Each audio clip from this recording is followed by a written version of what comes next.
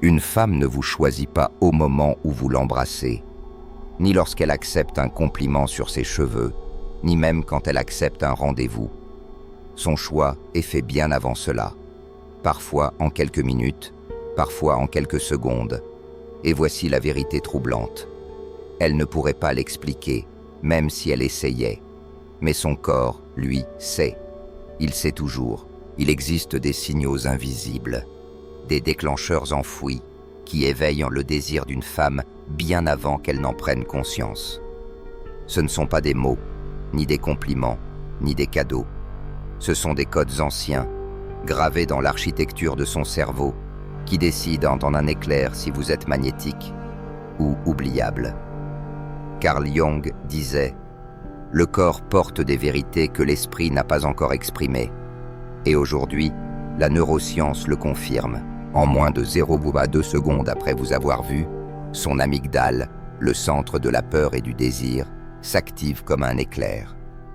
À cet instant, elle vous classe, menace, protecteur ou homme digne de recevoir son abandon. Son corps réagit d'abord. Ses pupilles se dilatent, sa respiration change, sa peau devient électrique. Et le plus déroutant, c'est que cette réaction se produit même si elle ne le souhaite pas. Freud croyait que le désir ne naît jamais dans l'esprit conscient, mais jaillit de l'id, cette part animale de la psyché. Ce qui signifie que cette décision n'est ni morale, ni logique, ni même personnelle. Elle est biologique. C'est pour cela qu'une femme peut affirmer qu'elle cherche un homme gentil, tout en étant irrésistiblement attirée par quelqu'un qui bouleverse sa paix intérieure. Son subconscient recherche quelque chose de plus profond, une force émotionnelle, une imprévisibilité, un danger contenu dans une maîtrise absolue. Nietzsche écrivait « Il faut porter en soi un chaos pour accoucher d'une étoile dansante. » Et c'est cela qu'elle perçoit. Pas l'homme qui joue la sécurité, mais celui qui transporte juste assez de chaos pour réveiller ses instincts endormis. Et ce qui rend ce phénomène encore plus fascinant, c'est qu'elle ne pourra jamais vous l'expliquer. Demandez-lui pourquoi elle se sent attirée par un homme. Elle vous racontera une histoire. Mais cette histoire est inventée par son esprit rationnel après que le choix ait déjà été scellé dans son corps. Ce que vous allez apprendre ici ne relève pas de techniques superficielles. Vous allez découvrir comment influencer cette décision silencieuse, sans supplier, sans courir derrière elle, sans devoir prouver quoi que ce soit, car la vérité est simple. L'homme qui comprend ces déclencheurs cachés cesse de rivaliser pour attirer l'attention d'une femme et commence à faire plier cette attention autour de lui. Il devient le centre calme dans la tempête, celui qui n'a pas besoin d'élever la voix, parce que toute la pièce vibre déjà à sa fréquence. C'est pourquoi certains hommes restent gravés dans la mémoire d'une femme pendant des années, alors que d'autres disparaissent dès qu'ils s'en vont. Et aujourd'hui, vous allez comprendre pourquoi. Pas grâce à des conseils de séduction recyclés, pas avec des astuces sans âme, mais avec quelque chose de bien plus dangereux, une maîtrise psychologique du fragment d'elle-même qu'elle ne contrôle pas. Elle ne saura pas pourquoi elle veut être avec vous. Mais vous saurez exactement ce que vous avez déclenché en elle. Tout commence par le regard et le calme. L'attraction ne naît pas dans le bruit. Elle naît dans l'espace que vous êtes capable de tenir. La majorité des hommes gâchent cela sans s'en rendre compte. Ils s'empressent de combler chaque silence. Leurs mots se déversent. Leurs rires éclatent trop fort. Leurs gestes sont saccadés, comme s'ils craignaient qu'elle s'évapore si le silence s'installait. Mais celui qui comprend ce déclencheur se déplace autrement. Il ralentit le monde autour de lui. Son regard n'est ni pressé, ni agressif, mais ancré, comme s'il n'avait nulle part ailleurs où être. Et c'est là que l'ombre de Jung entre en jeu. Le regard n'est pas simplement une rencontre Dieu. C'est votre énergie inconsciente tout entière qui entre en collision avec la sienne. Les femmes le sentent. Elles ne peuvent peut-être pas le décrire, mais elles perçoivent quand un homme ne se cache pas de lui-même, quand il ne cherche pas l'approbation, quand il ne dissimule pas ses insécurités derrière des sourires forcés. Il est là, pleinement, sans excuse.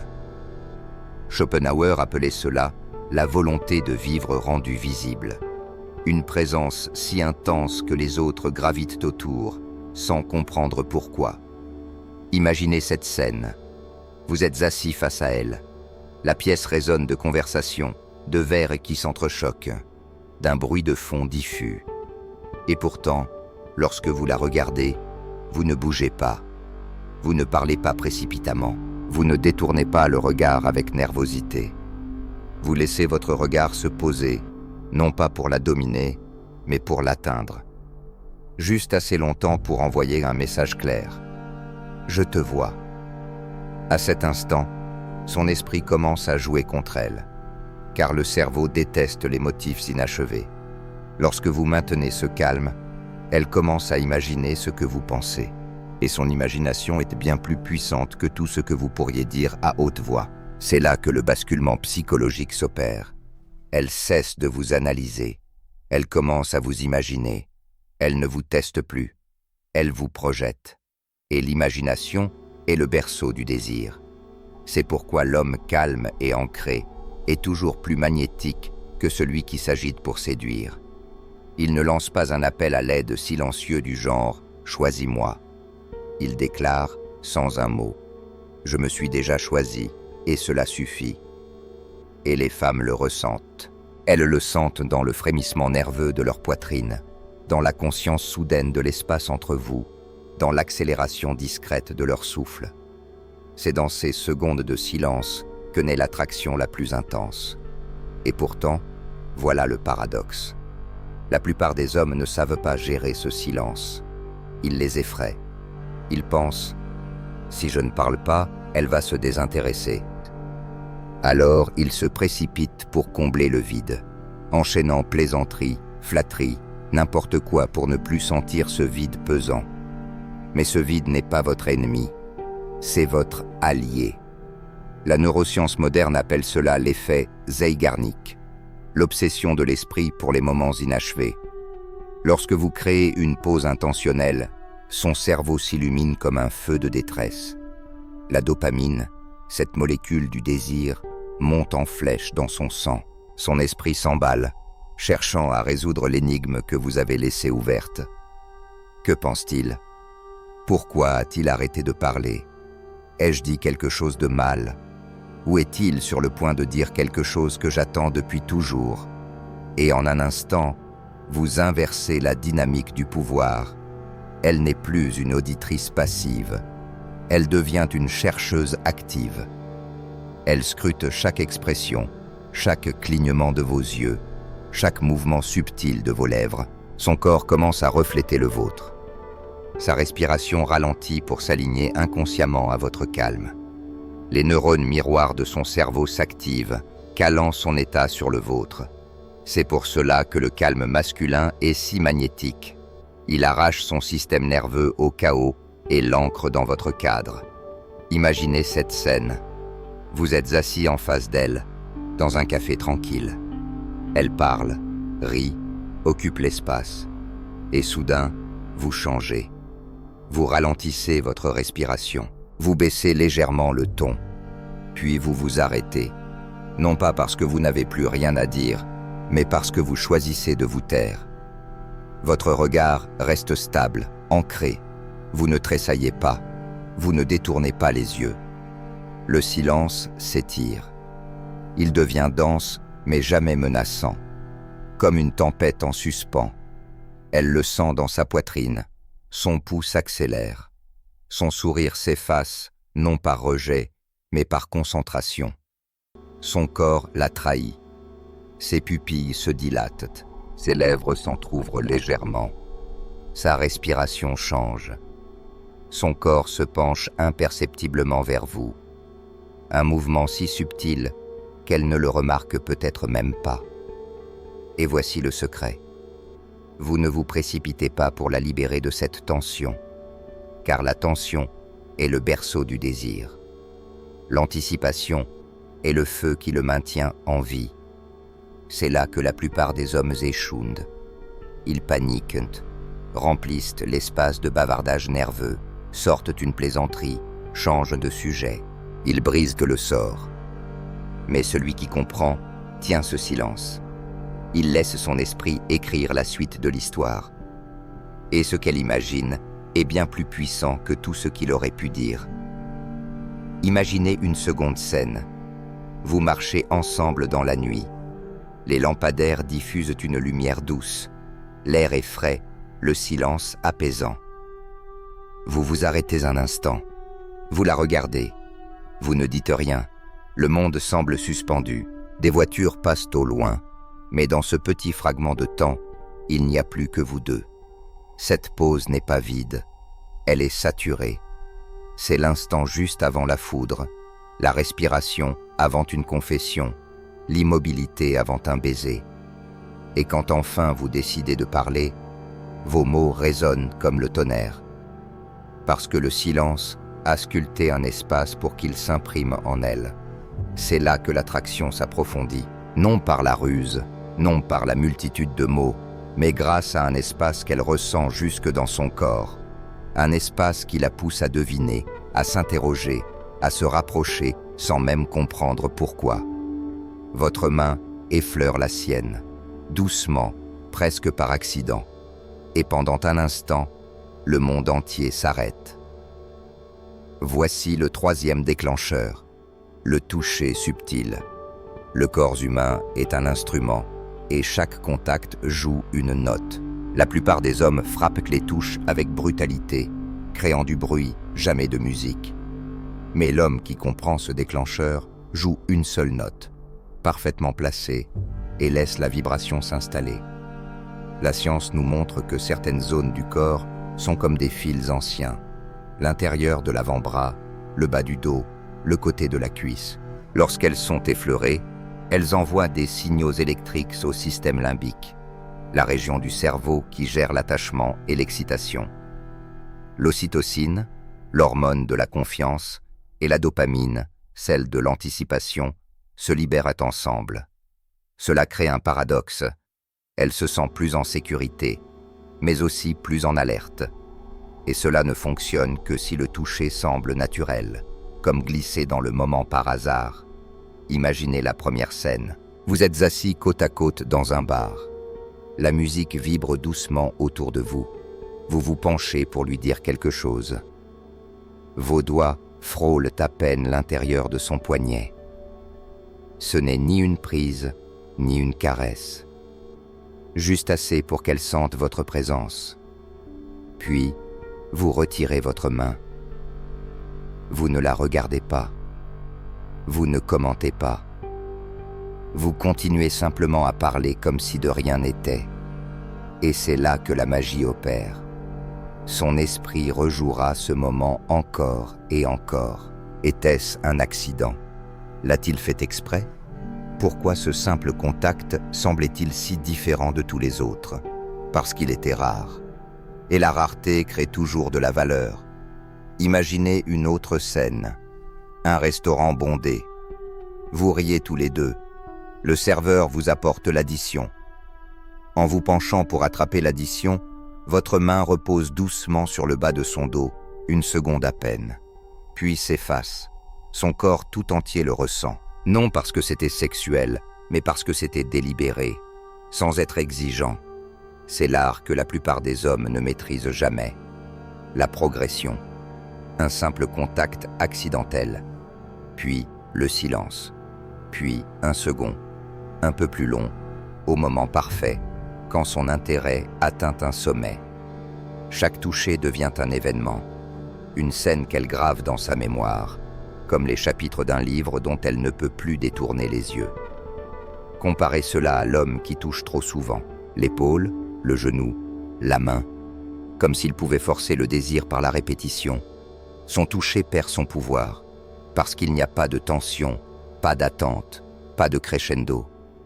L'homme qui comprend ce déclencheur sait qu'une seule goutte d'eau dans le désert a la valeur d'un miracle, mais un déluge détruit toute magie. Et lorsque vient le toucher suivant, son corps ne résiste pas. Il se souvient, car chaque contact a été assez espacé pour qu'elle en désire un autre. Sa respiration ralentit, sa voix devient plus douce. Peut-être qu'elle se rapproche d'1 centimètre sans même le réaliser. Ce n'est pas un accident. C'est son système nerveux qui s'accorde au vôtre, répondant à l'histoire que vous écrivez sur sa peau. C'est pour cela que la retenue est plus séduisante que l'excès. Elle ne pousse pas, elle invite.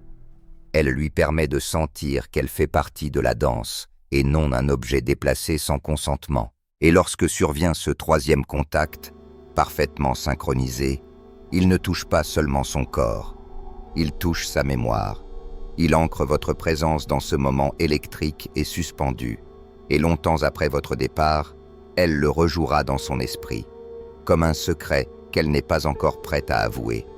Puis vient un autre geste silencieux, le regard qui marque un territoire, pas le regard prédateur qui envahit, pas non plus celui désespéré qui implore. C'est un regard différent, un regard qui choisit. Imaginez une pièce remplie de voix, de rires, de vers qui s'entrechoquent, de musique qui flotte dans l'air. Vous n'êtes pas collé à elle. Vous n'êtes pas cet homme qui la suit de conversation en conversation, comme une ombre. Vous êtes engagé avec les autres, calme, présent, mais de temps à autre, vos yeux la cherchent. Une fraction de seconde, juste assez longtemps pour qu'elle sente que parmi tous les visages présents, c'est elle que vous avez choisie. Puis, votre regard s'éloigne. Vous retournez à votre monde. Ce n'est pas une confrontation visuelle. C'est une chorégraphie, une disparition, un retour, si bien que chaque fois que vos yeux croisent les siens, cela ressemble à un signal privé. Nietzsche écrivait « Celui qui a un pourquoi peut endurer presque n'importe quel comment. » À ce moment-là, vous devenez son pourquoi. Ce regard sélectif donne un sens à sa présence dans la pièce. Et voici le secret. Ce contact intermittent devient addictif, car son cerveau commence à l'attendre. Le moment où elle lève les yeux et que vous ne la regardez pas, elle guette que cela revienne. Et quand cela revient, une étincelle chaude s'allume dans sa poitrine. Ajoutez à cela un sourire à peine esquissé, un léger soulèvement du sourcil, une inclinaison subtile de la tête, comme si vous partagiez un secret que personne d'autre ne pourrait deviner. Et soudain, la pièce entière disparaît. Peu importe combien de personnes parlent, combien de distractions bourdonnent autour de vous. Il n'y a plus que deux personnes liées par un fil invisible qui se tend à chaque croisement de regard. Ce n'est pas un simple contact visuel, c'est une invitation enveloppée de mystère. Votre regard dit « Je te vois, je ne me précipite pas vers toi, mais tu es la seule ici qui compte. » C'est cela qui l'a fait se pencher en avant, pas encore physiquement, mais émotionnellement. Car les femmes ne sont pas attirées uniquement par les hommes qui les voient. Elles le sont par ceux qui les choisissent, avec discernement, comme si aucune autre ne méritait leur attention. Et la beauté de ce déclencheur, c'est qu'il ne demande aucun effort. Vous n'essayez pas de briller, vous ne cherchez pas à impressionner, vous décidez, simplement. Et elle ressent la gravité de cette décision, à chaque fois que vos yeux croisent les siens. Savoir qu'en partir est aussi magnétique que l'art d'approcher. La plupart des hommes restent trop longtemps. Ils surfent sur l'instant jusqu'à ce que l'énergie s'effondre, que l'étincelle s'éteigne, que la magie se transforme en banalité. Mais l'homme qui comprend ce déclencheur s'en va au sommet. Imaginez la scène. Les rires coulent. Le regard est captif. L'atmosphère est chargée comme l'air avant l'orage. Et juste quand on croit que la nuit pourrait durer éternellement, vous vous levez, pas brusquement, ni nerveusement, mais avec la tranquillité d'un homme qui sait que le moment lui appartient déjà. Vous dites quelque chose de simple, de léger, mais d'inoubliable. Je dois y aller, mais c'est l'un des plus beaux instants que j'ai vécu depuis longtemps. Mais si t'es... Puis, vous laissez flotter ces mots. Sans justification, sans excuse, juste un léger sourire, et vous partez. Et voici ce que dit la science. L'effet Zeigarnik. Le cerveau humain ne supporte pas les fins inachevées. Quand vous partez alors que son énergie est encore à son comble, vous figez le souvenir à son point le plus intense. Vous enfermez ce moment dans l'ambre, de sorte qu'elle ne se souvienne pas d'une conversation qui s'éteint lentement, mais de cette électricité qui palpitait dans sa poitrine. C'est ce qui crée le crochet psychologique. Ce n'est ni du besoin, ni de la manipulation. C'est une stratégie. Car maintenant, c'est son propre corps qui réclame la fin de l'histoire que vous avez laissée en suspens. Elle repassera vos derniers mots dans sa tête. Elle ressentira ce vide comme une tension. Et cette tension ne fera que croître jusqu'à ce qu'elle trouve un moyen de vous revoir. L'homme qui maîtrise cela ne supplie plus pour un deuxième rendez-vous. Il ne demande plus la permission. Il crée la gravité qui la ramène naturellement dans son orbite. Et c'est pourquoi le départ n'est pas la fin de l'interaction. C'est le début de la suivante. Ce vide devient le crochet qui la pousse à vous chercher à nouveau. Et quand elle le fait, ce ne sera pas parce que vous l'avez poursuivi. Ce sera parce que vous avez su choisir le moment parfait pour disparaître. Quand son désir était au plus haut, quand elle voulait le plus que vous restiez. Voilà le début de la maîtrise. Elle est là, présente, alerte, presque lumineuse. Chaque geste, chaque mot, suspend tout autour d'elle. Et vous choisissez de mettre fin à l'instant. Pas comme un homme à court de choses à dire, mais comme un homme qui sait que l'empreinte est déjà gravée, et que partir maintenant la rendra éternelle. Vous lui laissez une phrase qui résonnera longtemps en elle. Je dois y aller, mais ce moment, je m'en souviendrai. Et puis vous disparaissez. Pas d'explication, pas d'hésitation. Vous laissez cette phrase vibrer dans l'air bien après votre départ. Pourquoi cela reste-t-il si profondément gravé dans sa mémoire? Parce que le cerveau déteste les fins incomplètes. La neuroscience le dit. L'effet Zeigarnik. Les moments inachevés nous hantent plus longtemps parce que l'esprit les garde ouverts, les fait tourner en boucle jusqu'à ce qu'ils trouvent une fermeture. En partant au sommet de l'interaction, vous figez le souvenir à son apogée. L'amygdale, centre de l'émotion, et l'hippocampe, architecte de la mémoire, collaborent pour l'inscrire dans la mémoire à long terme. Cette nuit-là, elle reste éveillée. La scène rejoue, sans y être invitée. Le dernier regard que vous lui avez donné. La pause avant vos mots. Ces mots eux-mêmes. Je m'en souviendrai, comme une boucle, encore et encore. Et son corps se souvient aussi. Son cœur s'emballe, sa poitrine se serre, comme si vous veniez de quitter la pièce une seconde fois. Lorsque vous la reverrez, vous ne recommencerez pas depuis le début. Vous la retrouverez exactement là où vous l'aviez laissée émotionnellement, comme si le temps s'était figé entre ces deux instants. Voilà ce qui sépare l'homme ordinaire de l'homme inoubliable.